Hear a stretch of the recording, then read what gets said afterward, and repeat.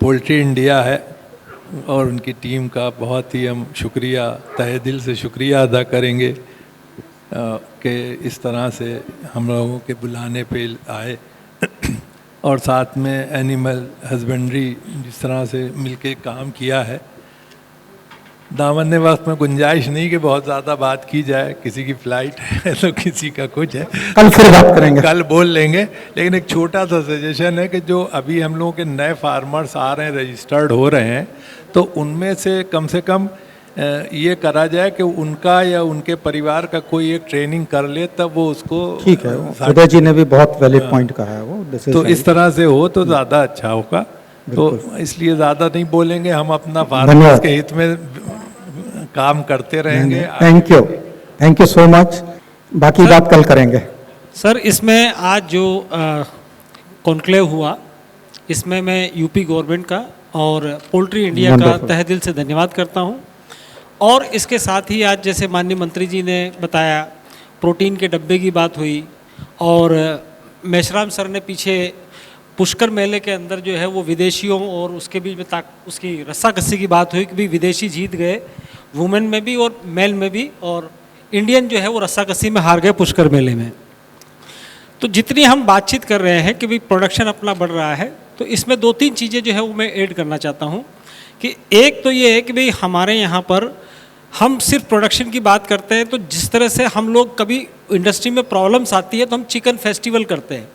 हम लोगों को जैसे आप हम लखनऊ में बैठे हैं, यहाँ मैंगो फेस्टिवल होता है, कानपुर में लेदर फेस्टिवल होता है, ठीक है, कहीं वुड फेस्टिवल होता है। इसी तरह से हमको अपना चिकन फेस्टिवल करने की ज़रूरत है हर छोटे छोटे स्तर पर, उसमें सरकार के सहयोग की ज़रूरत है। करिए, बिल्कुल करिए। और इसमें हम एसोसिएशन भी जो है वो सरकार का पूरा सहयोग करेंगे। एक जो शुरुआत है, ये एक शुरुआत है और अभी इसका स्काई इज़ द लिमिट। तो एक तो हमारा जो चिकन फेस्टिवल वो होगा। इससे क्या है कि जैसे माननीय मंत्री जी से मुलाकात हमारी हुई थी, तो उनको माननीय मंत्री जी को, बघेल साहब को भी नहीं पता था कि अंडा वेज है। तो इस करके भी उस लेवल पर भी लोगों को मिथ है, तो फेस्टिवल के अंदर हम लोगों को चिकन और एग की मिथ और उसके बारे में हम जानकारी दें। दूसरा हमारा एक पॉइंट है कि जैसे एनिमल हस्बेंड्री डिपार्टमेंट है, तो इसमें जो कुक्कुट विकास नीति के अंदर जो इनटाइटल फार्मर है, उनको सिर्फ उनके बारे में जानकारी है। जो दूसरे और जो फार्मर हैं जो कि बहुत ह्यूज क्वांटिटी में है, उनके बारे में वो नहीं है। तो आज एक शुरुआत हुई है, एक मंच पर हम लोग आए हैं, तो क्यों ना हम जो पोल्ट्री फार्मर हैं उनका हम रजिस्ट्रेशन का प्रोसेस करें। जैसे हमारा सरकार जो है वो आधार कार्ड बना रही है, अब हमारे पास में जो एनिमल है उनका कार्ड बन रहा है, तो हम पोल्ट्री यूनिट हैं उनका हम एक कार्ड रजिस्ट्रेशन का प्रोसेस करें ताकि हमारे पास में एक डेटा है। Thank you. अमिताभ, आज एजुकेशनल इंस्टीट्यूट भी यहाँ पार्टिसिपेट किए हैं, and in Indian poultry science association we have 1700 scientist. हम लोग क्या कंट्रीब्यूट कर सकते हैं अपने स्टेट के लिए? 2 मिनट्स। Thank you sir. पहली बात तो मैं उत्तर प्रदेश सरकार और पोल्ट्री इंडिया का शुक्रगुजार हूँ। इप्सा की तरफ से मैं बैठा हूँ और बहुत बहुत धन्यवाद देना चाहता हूँ कि पहली बार पोल्ट्री कॉन्क्लेव 2026 में आयोजन किया गया। ये बहुत ज़्यादा ज़रूरी था। Just 2 minutes. पहली चीज़ है, सुबह से हम लोग बहुत सारे चीज़ डिस्कशन किए, but we forgot that Uttar Pradesh एक ऐसा स्टेट है जहाँ पे कि केंद्रीय पक्षी अनुसंधान संस्थान कैरी भी मौजूद है। साथ में इंडियन पोल्ट्री साइंस एसोसिएशन के हेडक्वार्टर्स भी इस समय हमारे उत्तर प्रदेश में ही है। और तीसरा जो बहुत बड़ी महत्वपूर्ण बात है वो है कि इप्सा के प्रेसिडेंट डॉक्टर शुक्ला सर है और general secretary doctor Simi Tomar है, दोनों ही यूपी में है। तो ये हमारी स्ट्रेंथ है और कॉन्क्लेव की बहुत ज़्यादा ज़रूरत थी कि हम आपस में वी कैन डिस्कस कि क्या प्रॉब्लम्स है। टू कट शॉर्ट, क्योंकि फ्लाइट मैम को पकड़ना है, एज ए टीचर जब मैं एजुकेशनल इंस्टीट्यूशंस में स्कूल्स के बच्चों से, कॉलेज के बच्चों से एंड इनफैक्ट फार्मर से इंटरेक्ट करता हूँ, प्रोडक्शन और कंजम्पशन की बातें हो रही है। सबसे दुर्भाग्य की बात है कि जब हम साउथ से कंपेयर करते हैं, हम बहुत सारे automation, digitalization, lot of things we speak, but the first most thing is that हमारे यहाँ पे अवेयरनेस की कमी है। बघेल साहब ने सुबह ब्यूटीफुली उन्होंने एक्सप्लेन किए, बाद में एसीएस साहब ने भी ब्यूटीफुली बताए। हमारे इस प्रदेश में हाँ आज भी हम जब एनिमल प्रोटीन की बात करते हैं और प्रोटीन अवेयरनेस की बात करते हैं, सिर्फ दूध की ही बात करते हैं. Unfortunately egg is the cheapest source of protein. Egg is the protein which can not be adulterated. Egg is the protein which is next to mother's milk. ये तीन चीज अनफॉर्चुनेटली हमारे ग्रास रूट लेवल तक पहुंच नहीं पाए, और उसके लिए इप्सा एजुकेशनल इंस्टीट्यूशंस यूपी सरकार के साथ इन collaboration we can go for some awareness program. जैसे कि अभी अभी बात हुई, we don't celebrate the world egg day, जो कि हर सेकंड फ्राइडे को अक्टूबर महीने में सेलिब्रेट होती है. अनफॉर्चुनेटली ये अवेयरनेस एक प्रोग्राम है जो हम ग्रास रूट लेवल तक जा सकते हैं. So this is a wonderful opportunity इप्सा के साथ हम कर सकते हैं. कैरी भी है in this state, so we can do. Second, production और कंजम्पशन बढ़ाने के लिए अंडा कितना ज़्यादा महत्वपूर्ण है कोविड-19 ने हमको सिखाया.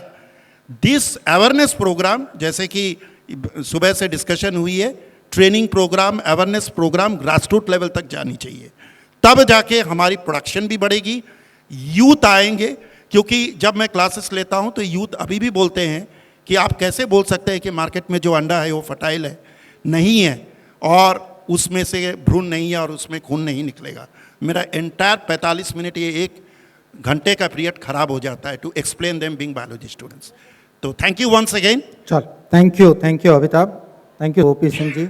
3 minutes to sum up, as you belong to UP. Congratulations to the UP government and the Poultry India. I am really encouraged to see your involvement, and after hearing briefly your schemes, so seriously, to my way of looking poultry industry, because I have seen the corporatization of poultry industry and the ruralization of the poultry industry, both. Doctors, I need your attention on 4 fundamental points. 1, credit linkage has to be robust, equivalent to hardcore agriculture, because ROI on poultry is robust than hardcore agriculture, which is not happening at the ground level. Point number 2, since you have clusterized the whole state, can we build up the regional microbial data center to manage the disease which is falling on our head tomorrow? Point number 3, if export is your option in future to come, one subject which nobody spoke about is environmental safety and carbon credit, because India is signatory to the Geneva Agreement in 2022. They have agreed for 50% reduction by 2030. If you really want to play the game internationally, you have to work out ESG program fundamentally. Otherwise, your feed production center, UP, is a very large feed producing state, doctor, is the largest contributor to carbon emission. To be aware, there's no surprise that certain units would be asked to shut down because they do not work on efficiency and carbon calculation module. If India takes a regulation, we have a trouble, so start preparing for ESG program, how are we going to protect the poultry industry from ESG support system. That's fundamental is missing.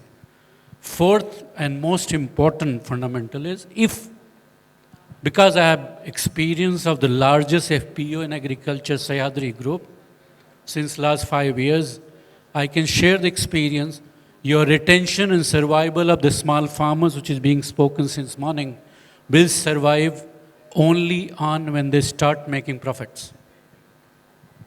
Only luxury of crediting them money or facilitating them chicks and feeds is not an equivalence model of survival for small farmers who's holding 50 birds, 100 birds, or 200 birds. If you're not able to prove that you can market the produce with that lady is producing 50 birds at value-added profit of 15 to 20% margin, it doesn't support the whole model. Uttarakhand, which was part of the earlier UP, has depleted badly on the small farming system, which you can be aware about. So these are 4 basic comments I would like to make. Be robust in disease monitoring, be robust in credit linkage, be robust in ESG planning for tomorrow, be robust in processing and marketing infrastructure. the state government doesn't come forward with the marketing infrastructure, your small farming system will not survive. Lastly but not least, we must learn as a UP state, you must structure the policy for bigger, mediocres, and smaller. If you do not have a policy for bigger, you cannot create an ecosystem of protein production. If you do not have a policy for mediocre farming system and integrators, you will cease to exist into protein production. If you do not have a marketing infrastructure and credit linkage for small farming system, you cannot create an ecosystem for tomorrow. Thank you so much. Thank you.